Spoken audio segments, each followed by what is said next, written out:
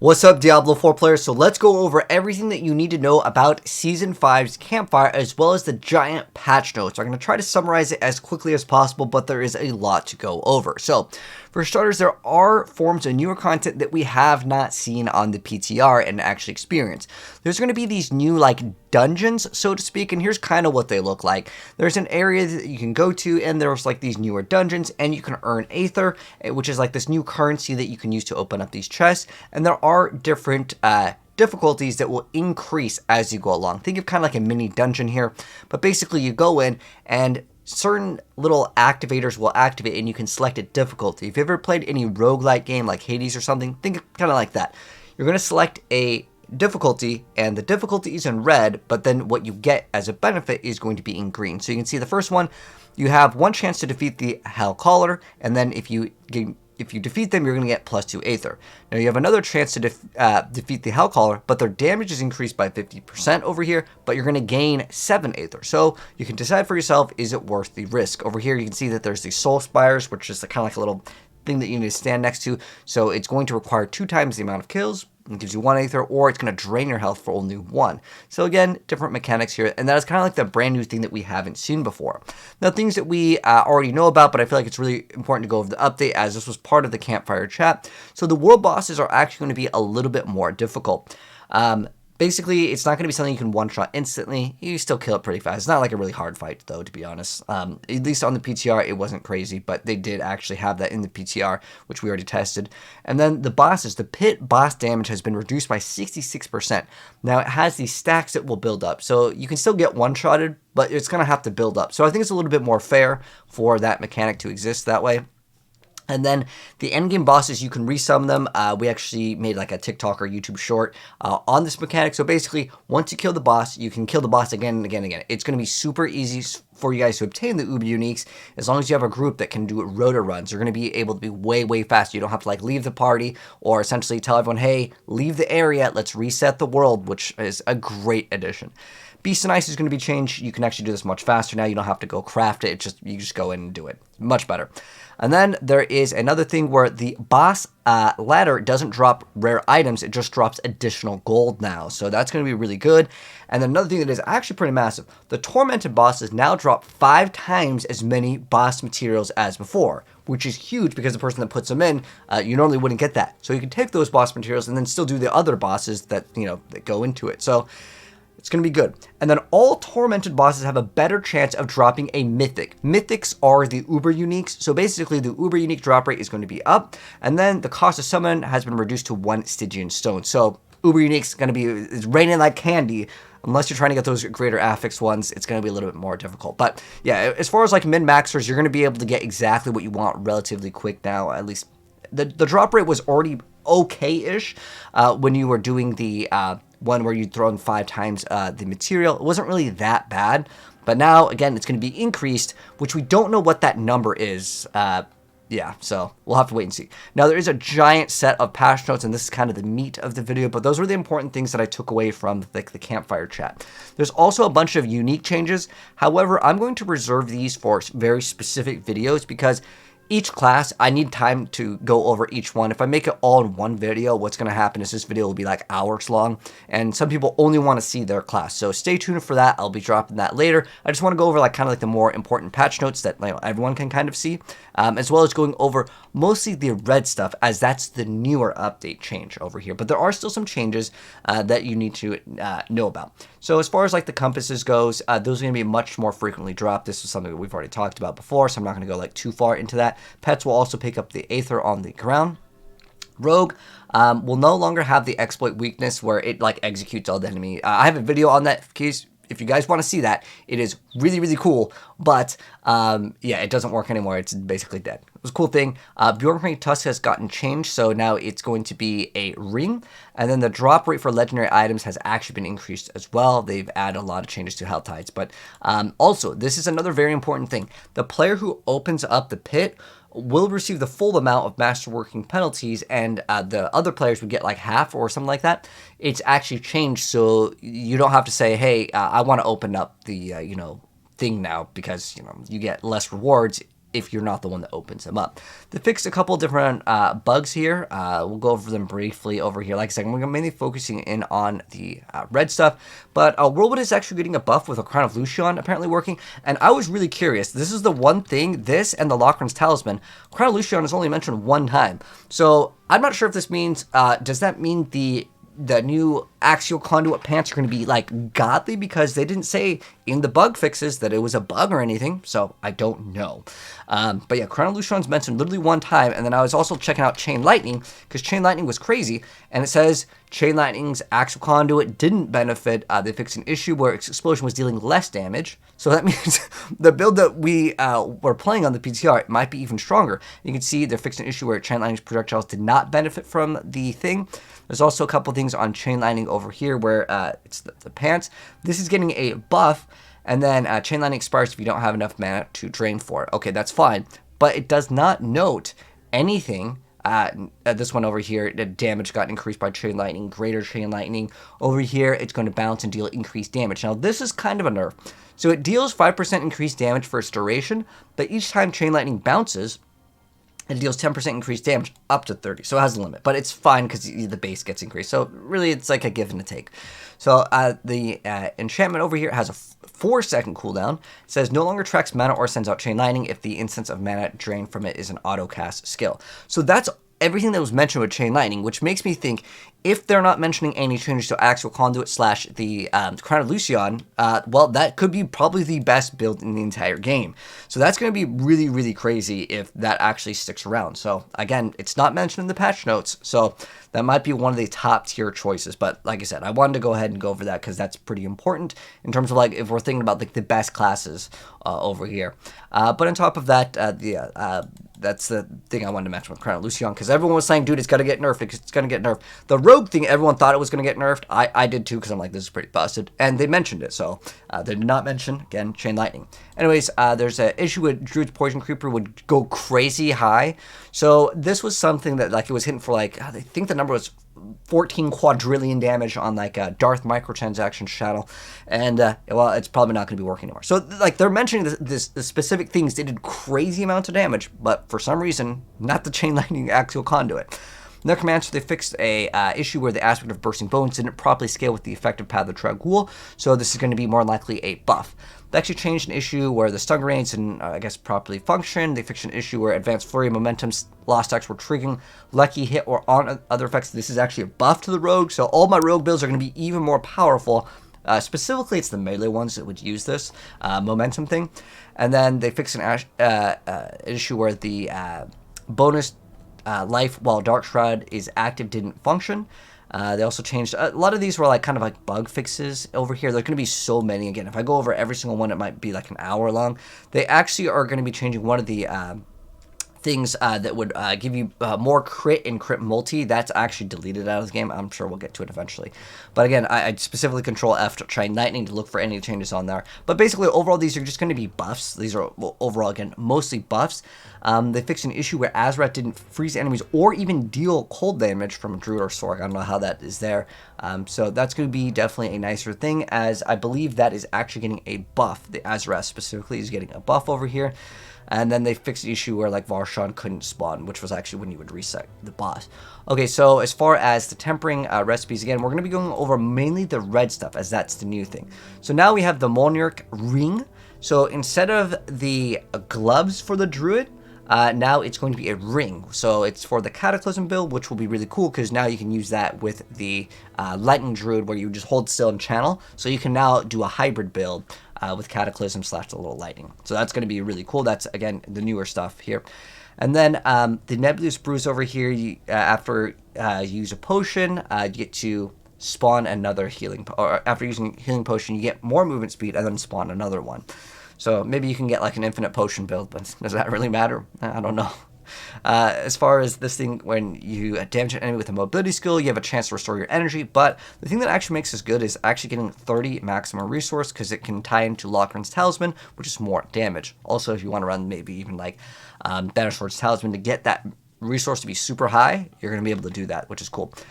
There's also a thing where Flurry is just going to get a buff over here. There's a nerf to Flurry as well, but overall, I'd say it's about the same. It's more front-loaded damage and less like end damage when you're spamming Flurry in terms of how it's working. And then, like I mentioned before, the Axial Conduit, these are getting a buff. It's a small one, though. It's 30%. They basically increase the range over here, so you can roll a really bad one. I mean, it goes from 150 to 600, so good luck getting a good one, man. It's like Fist of Fate, but it's at least only one stat that you're looking for, but that will definitely matter in terms of how good that item is. They also changed the Lightning Rod aspect, so Chain Lightning has a chance to deal. It used to make it so it had a chance to chain additional time when hitting crowd-controlled enemies and bosses, and will seek them as targets. But now it's going to deal, it has a 25% chance to deal 50 to 80x increased damage, and it is doubled against bosses or crowd-controlled enemies and prefers them as targets. So basically, you have a 50% chance to deal 80x damage. So, I mean, if we just cut that in half, because it's a 50% chance, right? It's like 40x damage if you get the perfect perfect aspect on it. It's not bad. Again, we're just going to be covering the newer stuff over here, and then they balanced a lot of the unique items for Barbarian. Some of them are actually really buffed. Overall, Barbarian got some pretty big, nasty nerfs. Combat, Lunging Strike, the Berserking Duration got increased. Rend got increased. Violent Rend got increased over there. We have Fury gain from Furious Rend over here, just increased by 5. Hammer of the Ancients, 10%. Previous Hammer of the Ancients would give you 2% crit strike chance for Fury. And then now, Hammer of the Ancients gets 2% critical strike chance for every 10 Fury you had when it's cast. Its critical strike knocks down enemies for 1.5 seconds.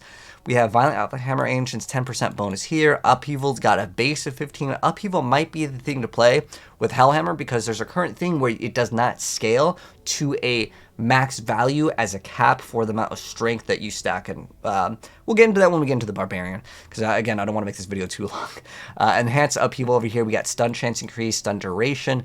Violent Upheaval, the base Berserking Duration got increased from 2 to 3 to 3 to 5. We have a Ground Stomp getting Fury increase. So there's a lot of buffs over here, but again, this is the thing that's most important, is the massive nerfs that I want to talk about. So again, we're looking at the red over here, Concussion, the duration got reduced, Unconstrained. This is where the big nerfs are. The bonus damage over here from 75 to 35, Unbearable Rage going from 100, like this is cut in half, this is cut in half. Walking Arsenal also took a bunch of nerfs, because if they nerfed this, their philosophy was, if we nerf this, then everyone's just going to go this, so we'll nerf this too.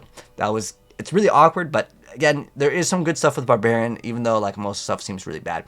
Gushing Wounds, you had 140x, and now it's just 100 which, yeah, as far as like the Bleed Barbarian variants, shout out to Rob2628. He made a video and he has the math on it. Basically, our damage is divided by 15 with this nerf. It is a massive nerf. But there are some, good things to look out for, and we're going to have to kind of play some new stuff with the Barbarian, which is cool. I like newer builds, but I just wish they didn't nerf the stuff that we already liked. Like specifically like the Whirlwind Bleed Barb, that was really cool, but I don't know if it's going to be like top tier anymore. And then we have Sundered Ground. So Upheaval looks like it's going to be what they want us to play here for Season 5. So every 25 seconds, our next Upheaval is guaranteed to overpower and deal some sort of amount of damage. And now it's got from 25 to 20, and it's changing when you hit. The timer is reduced by 4 seconds when it overpowers, and now it's only changed by 1. So it's like a buff and a nerf, but I'd say overall maybe that's a nerf though. It goes from, reducing the timer by 4 seconds, but now it's critical strikes with Upheaval versus this one when Upheaval overpowers. So again, it's kind of changing it up. Hoda over here makes it so we got increased from 2 to 17 to 5 to 20, but it's double against bosses, so that will help out. This I don't think is good. They've buffed this thing like literally several times, and I just think that it needs another massive buff. But just let us play like the Tyrael's like the Tyrael's chest armor. That variant of Whirlwind was really good before.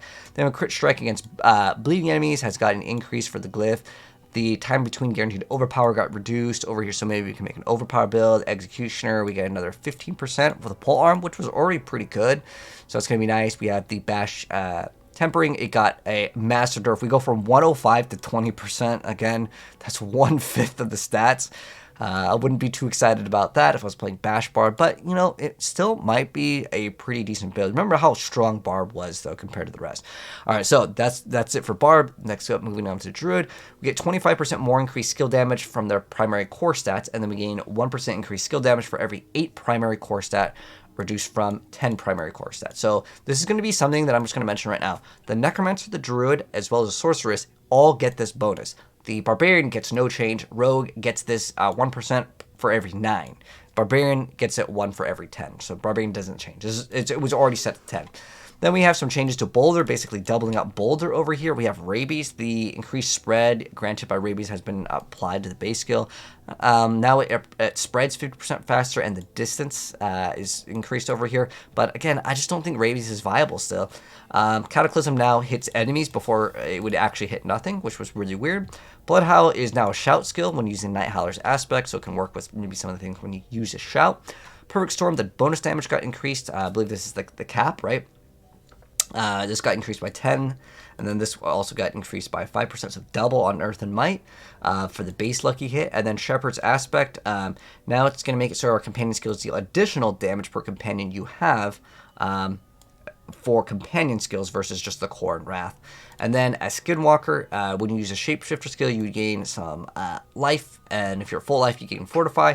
Now this has been increased from, what is it? You gain 2 to 5 life? But maybe it was 2 to 5%. Now it's 5 to 20, I'm guessing, because 2 to 5 would be nothing. Aftershock, the delay from the set of land size had gotten decreased, so it's kind of like more DPS, it's faster, right?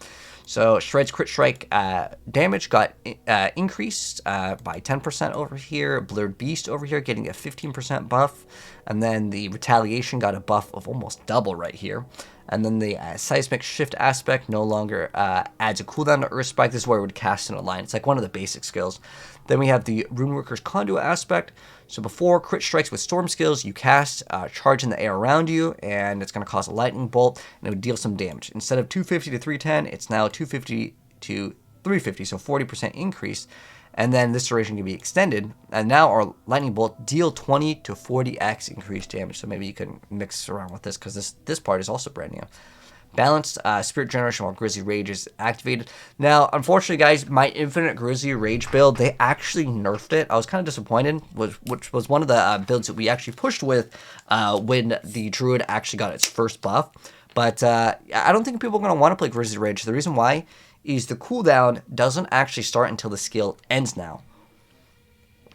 But with Night Howler, we have it, so it no longer makes Bloodhowl a shout skill. Bloodhowl is already a shout skill. Okay, so Crit Strike bonus got increased by 5%. So Thunderstruck is a legendary node, has a cap of 60 now, so that's kind of cool, because they start like nerfing all these caps. All right, let's move on to the Necromancer. So we have the same thing that I've already mentioned before. And then a lot of the skills just got a huge amount of lucky hit. Some of these have kind of like doubled up in the base lucky hit, which is pretty good for, all the builds. The Explosion Enhanced Decompose now triggers lucky hit, so that's great. And they buffed a lot of the blood skills. And Sever seems like it wants to be the skill of this season. So we have the Sever cooldown got actually reduced over here. Bloodbath, the overpowered damage got increased by double. We have damage bonus per blood orb pickup got increased by double. Maximum bonus got increased from 30x to 50x. Then we have some blood increases over here, almost doubled with that one over there. The overpowered damage got increased a little bit too. I'd probably look at this one over here, as that's very, very nice. Because why would you, this is like just way better. Unless you're overpowering on every single hit, this is the one to take, because it goes up to 80 versus 105. Damage, while fortified, also got increased by 80. That's not too bad. But if you're just running blood, you might as well just have that. Shadow Finesse Tempering Recipe, so that Darkness damage over time got increased by 15, and then Darkness also got increased over here by, 25? And then we're moving on to Rogue. So the preparation got another change. Oh, okay. So how it used to work before is you'd spend energy, you reduce the ultimate cooldown by 5 seconds, and then ultimate skills reset other cooldowns and grants some damage reduction. Worked up to 10 seconds. Now you gain 11% more increased skill damage from other primary core stats. So you gain 1% increased skill damage for every 9 primary core stat reduced from 10. Oh, I already mentioned this part. So, okay, this is not part of this. I thought it was a part of this. This is just mentioning the bonus. Okay, so the only difference is we get increased over here. This has, I was thinking preparation, now we get skill damage. That's pretty OP, man. Okay, so these are separate. Okay, next up, what's the extra brand new thing? So flurry damage got increased, lucky hit chance actually got increased. Ooh, wow, they went from 10 to 13 to 20. And remember, this casts 4 times, so That's a pretty good amount of lucky hit chance because originally you'd have about 40% because remember it's casting 4 times, because that's how it works. And so 20% is really good. You might be able to do some flurry lucky hit builds, which is going to be kind of cool because it actually hits a lot of stuff. Like out of all of the skills, I want to say flurry and pen shot activate the most amount of AoE as fast as possible, so that can be something to look at. Enhanced Flurry. Okay, so Flurry did get a buff here, and it got another buff on the top over there, but then they're reducing the amount of time where you keep on hitting enemy, so you knocked off 25 from there, but then you gain it here. Overall, it's maybe like a 5% buff or something like that. It's a very small buff. It's not actually a nerf, even though they're nerfing it. Hopefully that makes kind of some sense. Anyways, with Advanced Flurry over here, the successive cast is going to give you more damage, but this actually got nerfed as well. But again, overall, I'd say it's probably a buff, especially on the front end, which is kind of the reason why you play Flurry in the first place, which is great. Now, other changes over here, using a healing potion stuns surrounded enemies and increases your damage by, this is concussive over here. Oh, wait. Okay, so previous, after knocking back or knocking down an enemy, you gain increased critical strike chance for 4 seconds. And now, using a healing potion stuns and increases your damage by 6% for 10 seconds. Oh, it's probably 6% per, so it's like 18% if you want to invest into it. Okay, cool. And then Impetuous, after moving 15 meters, our next core ultimate skill deals 8% increased damage, while the damage bonus remains. Your agility and subterfuge skills deal 1% more damage. I still think that this is kind of a hard thing to sell because usually you're attacking enemies more than one time. Like, you're not attacking an enemy and then moving and then attacking again, unless you're killing like one whole pack with a dash, then you can keep on getting that benefit. Next up though, as far as it goes, we have the weapon mastery dagger damage to healthy enemies got increased by 1%. It's not bad though, still a nice bonus. With momentum, okay, so this is important because I actually have a lot of builds already right now that use this. So casting a cutthroat skill grants momentum, and then casting a non-cutthroat skill removes a stack of momentum for each stack of momentum you gain. 3% damage reduction, 3% maximum energy, 3% energy regen, and movement speed. Basically, it's just 30% of all of these because it stacks up to 10 times. And 5% damage. Wait, what? What? They just gave Rogue the best class in the entire game. You also get 50 extra % damage? What? They just for free. They just gave us 5% remember this 5% damage times. Oh my gosh, dude. Okay, Rogue is pretty much, guys, confirmed right now. I would say the Rogue is the best class in the game. I mean, it was already really good. We already have pretty much most of the builds already uploaded from the PTR, and things aren't changing with Umbra Crux too, because I looked that up earlier to see if Umbra Crux was getting changed, and I don't see anything right now. But yeah, that's going to be crazy. Rogue is confirmed now to be one of the best. Like, Momentum Rogue is like really good. I'd recommend playing Flurry, by the way. It's really, really powerful, especially since you just get 50% more damage now. Big surprise. Still on Vigor, so while at maximum stacks of the Momentum Key passive, our Cutthroat skills deal some increased damage, and you become unstoppable for 3 seconds for every 8 seconds. I don't really think that's worth running. They buffed it because probably no one was using it, and I don't think I'd use it, because the problem is that, yeah, 45% increased damage sounds great, but it only lasts, it's like less than half the uptime over there on it. Getting unstoppable is kind of nice, though, if you do want it, but you get it about half of the time. So if you could somehow use Unstoppable in your build, maybe you could make some use out of it with, like, let's say, Tabal's or something. But yeah, that's what I see. And you already have Inner Sight for Infinite Resource, so Tabal's kind of loses out on that. Anyways, with the Windforce Barrage, have a 30 to 50% chance to double damage and knock down enemies. This is already pretty good. We already have the Windforce build already uploaded. This is going to be awesome, though. I think Windforce Barrage will be good, too. But all the melee rogue builds are just going to be crazy. It's 50 extra damage is great. Exploit weakness over here. So legendary node. Hitting a vulnerable enemy has a chance to increase your damage by 1% for 25 seconds up to 25. At 25, the bonus remains for 6 seconds, then expires. So before, it would increase your damage by 1% up to 50, and at 50 stacks, it would reset, and then it would execute. So we no longer get the execute, so we just get, okay,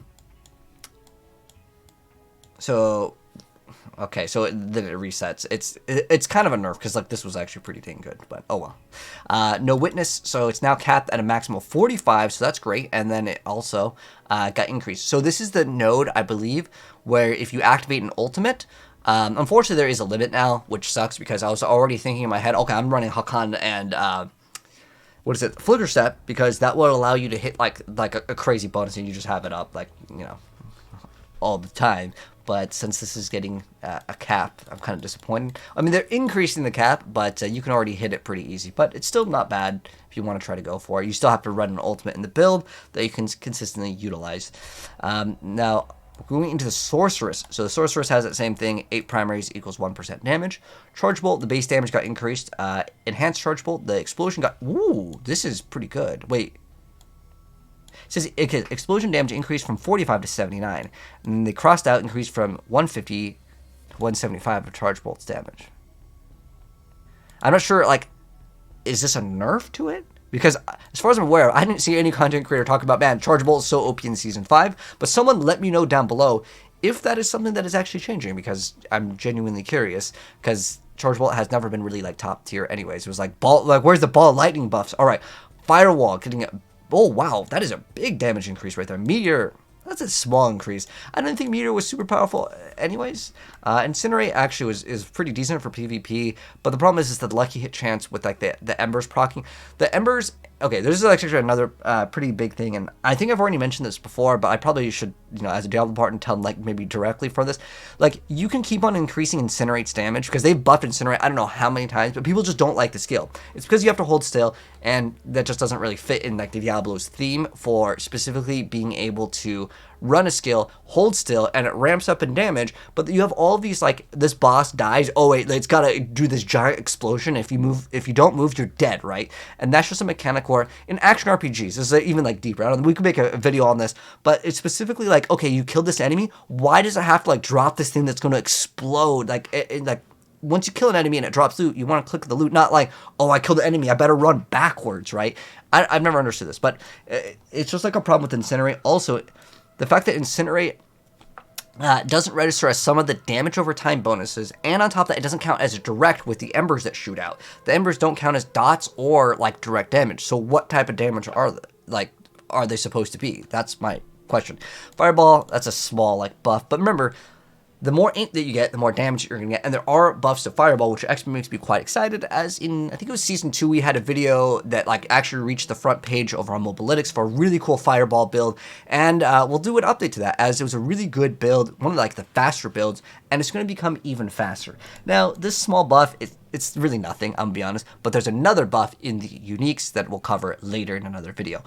Chain Lightning, we already talked about, is getting its damage increased, but, like, all of these don't matter when Chain Lightning is absolutely, like, uber godly S tier to the point where, like, everything is kind of worthless here. I'm going to be straight up. Like, if we're going to compare it, like, meta, because the way Crown of Lucian works, plus Lockhorn's Talisman, which, no, there's nothing mentioned on that, unless I, like, spelled it wrong. I don't know, man. I just don't think there's any reason to play anything else but Chain Lightning. And it's good, though, because, like, I want Sorceress to be, like, godly. Let Sorceress be OP for one season. Like in Season 2 with the Ball Lightning one, you know? Ice Armor got changed. Now, this is really cool, because there's another aspect that gives you Ice Armor. It gives you, like, Unstoppable. And so you can be perma Unstoppable on Sorc now. I'll show you guys that build very, very soon. It's actually Chain Lightning with Infinite Ice Armor. It's really good because they nerfed it and everyone got upset. But there's actually another temper that they added that you can just increase the duration. And when you just have it up the whole time, it's pretty OP. Honestly, Sorc is not looking bad at all. Chain Lightning is going to be my recommendation. Base damage of Blizzard. This does not matter. Blizzard does not do damage.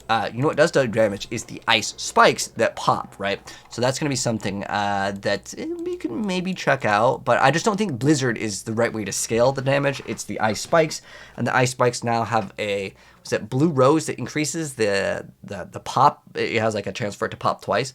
That's probably what you're looking at for Blizzard if you want to play that. So Ball Lightning, 4% ice shards, like, these are, like, non-existent damage, in my personal opinion. I mean, going for, like, the small, where you have these other skills that almost got double. And Frozen Orb was already a pretty weak skill. I mean, it was like Fire Bolt was the way to play the build. Combustion, the base burning damage got increased over here, and they changed some of the caps. So Shatter got increased. Oh, so Shatter no longer receives damage from himself, which means it's bad now. It doesn't work. Warmth over here got a little buff. Align the elements. The damage reduction from elites got changed for 60. That's cool. Mana Shield, the damage reduction got increased, so that's good. More survivability. Splintering Energy. Critical hits with Lightning Spear now cause lightning to arc from enemies, dealing 55% of its damage. Oh, this could be pretty good. I think Lightning Spear actually had a viable build, right? So I think this could be good. I mean, it's nowhere near Chain Lightning. I don't think any of this stuff matters because everyone's just going to be like, don't care, Chain Lightning. And I get it. It's like back in Season 2, you dropped any build that wasn't specifically Ball Lightning. People were just like, not good. Still Veiled Aspect, Ice Armor makes you unstoppable. This is what I was talking about. So this one gives you 25% damage reduction, and for 5 seconds, you know, you get to be unstoppable. So this aspect is going to be really good, especially with the build that I'm about to show you guys. I'll drop it very soon. I was iffy on Crown of Lucian and Chain Lightning getting nerfed, but they didn't mention any nerfs. It's all just buffs. So even if somehow they change the interaction with Crown of Lucian's damage, they're all buffing Chain Lightning, and that's kind of what we should be playing anyway. So the gameplay will play the same, even if, let's say, halfway through the season they decide to nerf it. I'm already going to have so much fun with the build anyways. I'll be good. But I expect that to be actually nerfed in like some mid-season patch, because like I think the thing is crazy good. So with Burning Instinct, Crit Strike bonus got changed. So it used to be 1% to 25, then it got changed from 1 to 50, and then it capped. Now it's an 80% cap, 1 to 25, and then 1% per 20 int. Okay, so that's not 1% per 20. Oh, it's so weird that they went like in a completely opposite direction, because they made it so you used to have 50 int for 1% damage. Now it's 20 for 1, so it's better than it was before they nerfed it. Okay, yeah, I don't even get why they nerf some of these things, but now like 80x is kind of a nice little damage. But again, Chain Lightning's so good, it doesn't really matter. Crackling Energy, you know, I've tried to make Crackling Energy builds with like Essador's Overflowing Cameo, dude. It did not work. Now we're getting a double, so double of nothing is still nothing in my personal opinion. But we also have this increase over here. It got, yeah, it was what was it? Wait. It was 3 per 20. Now it's 2 per 20. So you nerfed it also in here, but you have a higher cap. Are people going to reach it? I don't know. But I would still say, at least in my first glance, it's not worth it. But someone let me know if you got a really good Crackling Energy build. Let me know, because I've built that thing like 3 times and it's been bad every single time. It's just not worth. Anyways, Elemental Summoner is now capped as bonus at 60, which is, I believe, the thing where it makes your summons do a little bit more damage, and its scaling got doubled, so you can probably reach the cap much better. If you want to maybe make a Hydra build, that could be something to consider, as Hydra also got a buff more recently. It was like a small increase in damage, but remember, that's each head, right? So Frigid Fate, this is a great one, actually. Now Rachnoth's boots are probably best in slot, even more for Sorc, because now you get non-physical damage on it, right? And it scales its bonus at 60x, and its scaling with coal, it gets increased, and then Searing Heat, it caps at 60, and then scaling damage from fire got increased from 10 to 20, so it's a little bit better there. So they changed some of the tempering recipes. The following tempering recipes have been moved from existing recipes onto new one. So they might have moved these. I don't remember all these off the top of my head, like exactly what these do, because some of these, I guess this one makes sense, it's petrified duration, but some of them, it's kind of confusing on like what the full effect is from it, but they just got moved around over here. And then endgame bosses, we already talked about this, where you can like resummon them. I feel like that's kind of the important thing. Yeah, we already went over this because I felt like that was the important thing that I wanted to cover. There's going to be less Baneful Hearts in the game just in general, but they've buffed it. This is actually a pretty big change. Now, this is only for Season. So, like, my thing was, like, why would I want to play in Season when I can just play Eternal and it'd be the same power if I can also do the brand new Infernal mode, right? Because that's actually getting added into Eternal for whatever reason when there's a new season. So the only real, like, power that you're getting is making the monsters higher level in the Helltide when you pop the Profane Mind Cages. Now you can stack up to 3 of them, but this is, again, only available in the seasonal realm. And then Torture Gifts will require 75 instead of 100, and then I went over all the other buffs that I actually mentioned before, which is like extra legendary drops, Mythic Uniques are going to have bigger drops. Helltide chests no longer contain obols for this season. That's a very big change that I was surprised by. Like, like, were Obels too OP? Maybe we're getting Obels in another, like, way or something. So we have made some updates to the crowd control. So yeah, less crowd control. You can pop potions when you're crowd controlled. That's a really good change. Enchanting no longer requires Angel Breath. That is very, very good. And then we increase the character level requirements for unlocking Smoldering Ashes in the Battle Pass. Oh, so it's going to... That's fine. I literally completed the Battle Pass in one day, but it's really not that hard. You play for, like, you know, a good week or a weekend, you'll max it out. I don't think that, like, the Battle Pass was, like, way too hard to unlock anyways, considering they're only moving the level requirements to unlock the Ashes. But XP overall is going to be probably easier. We've increased the max level difference that you earn from the base monster experience. The maximums have been updated. Okay, so the boss health has been reduced. Boss health has been reduced across the game. So now, instead of... Ooh, is this...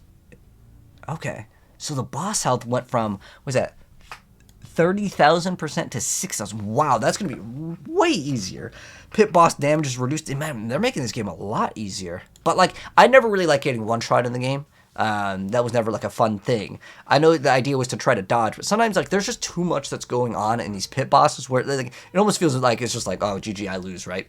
When you're trying to DPS, especially if you're playing melee and you can't move out of the way fast enough. They fixed an issue where the screen reader didn't identify Paragon nodes. Okay, when using as a controller thing. Okay, these are just like bug fixes now, I believe. Accessibility, yeah, these are bug fixes. If there's anything good that I see up the top of my head, I'm just going to mention it really quick.